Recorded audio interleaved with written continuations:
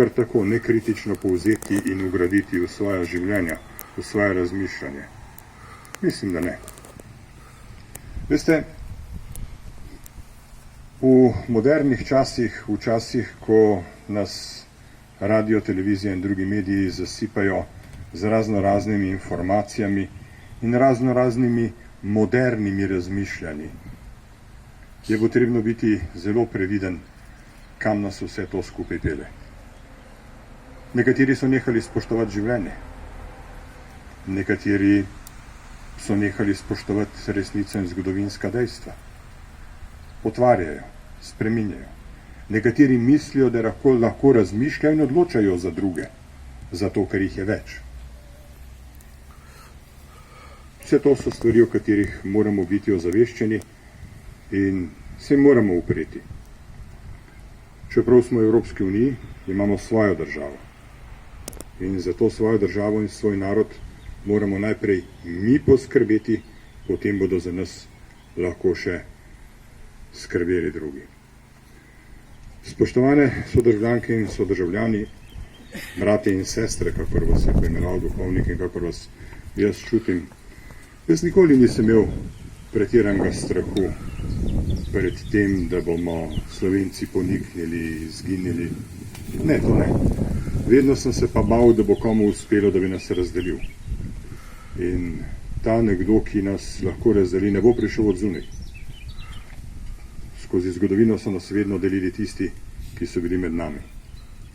Bodite čuječi, bodite pozorni, ne sprejemajte glasov, ki kličejo k delitvam, poslušajte tiste, ki kličejo k enotnosti. Ta enotnost pa ne pomeni, da se odrekate svoje proste volje in resnice. Ta enotnost pomeni, da morate na svoji poti vztrajati in s svojim primerom pokazati tistim, ki zaidejo, kam se je potrebno vrniti. Danes, ko se spominjamo pokojnega Miroslava in Antona, vsi pravimo, da so naši fantje dali življenje za domovino.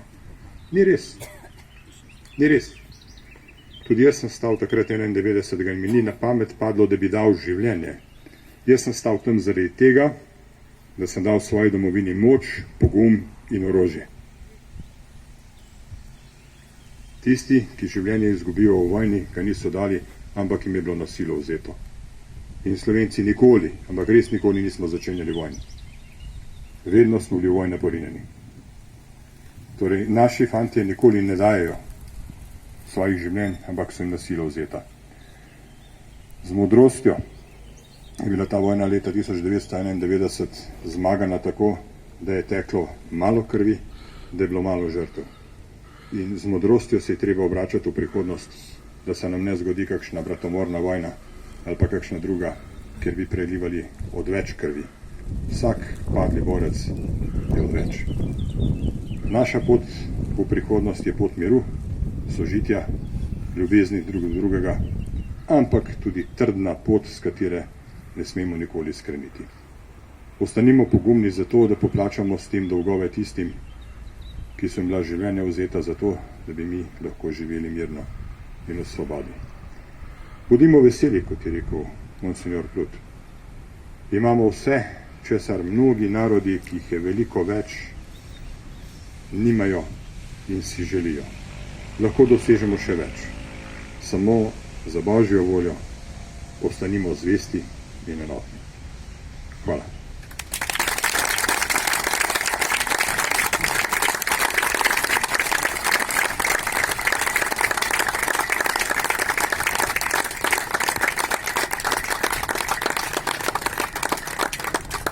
Hvala, gospod Kovšca, za vse izrečene spodbudne besede. Želim vam veliko uspešnega dela pri vašem državotvornem delu. Naj vas pri tem spremlja tudi naslednja melodija, ki nam jo bo za zaključek prireditve zaigral trobilni kvintet Orkestra Slovenske policije z naslovom Moja domovina.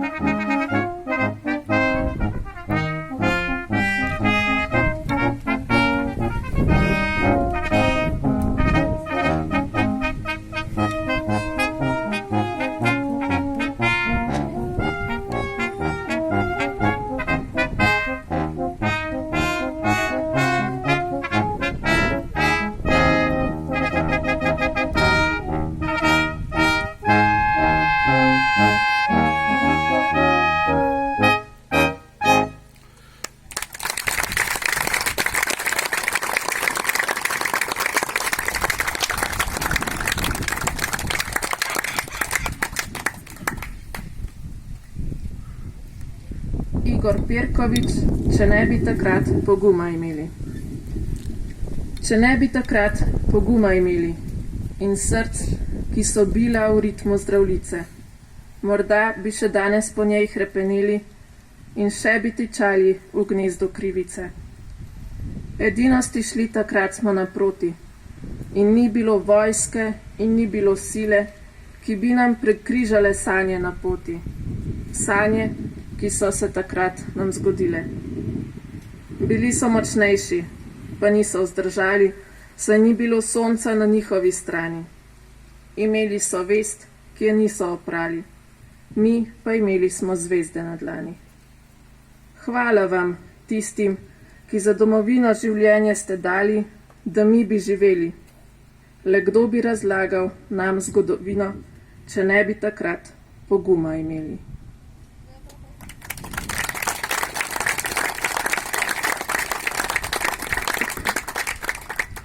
Hvala vam, spoštovani vsi obiskovalci, ki ste se danes udeležili te slovesnosti. Za konec pa bi k besedi povabila še gospo Martino Albreht, da vam spregovori nekaj besed.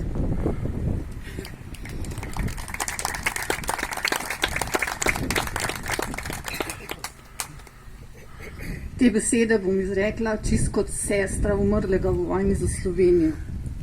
Hvala vsem, ki pomagate, da se ta dogodek izvede. Hvala vsem, ki vsako leto pridete in nas počastite z vašo prisotnostjo. Hvala vsem, ki že 30 let obiskujete grob mojega brata in ostalih. Hvala res iz srca. Za konec vas bi pa povabila, da se še malo podružimo in nekaj popijemo in pojemo. Hvala vam.